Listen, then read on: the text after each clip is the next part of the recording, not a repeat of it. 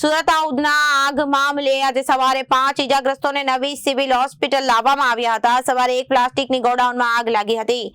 ઇજાગ્રસ્તને નવી civil hospital ખાતે સારવાર આપવામાં આવી રહી છે અને 5 દર્દીઓ 30 થી 50% સુધી ગંભીર રીતે દાઝી ગયા હોવાના સમાચાર સામે આવ્યા છે.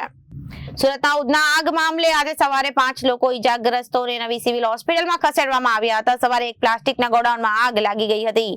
ઇજાગ્રસ્ત અને નવી સિવિલ હોસ્પિટલ ખાતે સારવાર આપવામાં આવી રહી છે. 5 દર્દીઓ 30 થી 50% સુધી ગંભીર રીતે દાઝી ગયા છે. દર્દીઓની હાલત ગંભીર કહી શકાય છે. તમામની સારવાર નવી સિવિલ હોસ્પિટલમાં ચાલી રહી છે.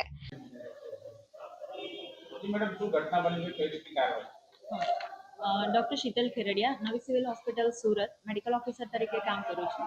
આજે સવારે 8:15 વાગે 108 દ્વારા 5 દર્દીઓને લાવવામાં આવેલા.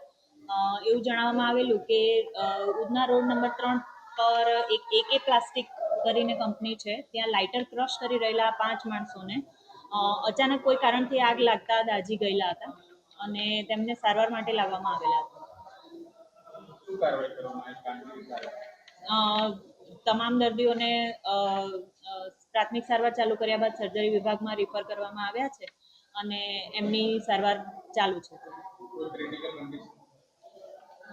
બધા જ દર્દીઓને 35 થી 50% આશરે દાઝેલા છે, એટલે થોડી ગંભીર હાલત તો કહી શકાય. Bureau report, Janadesh news.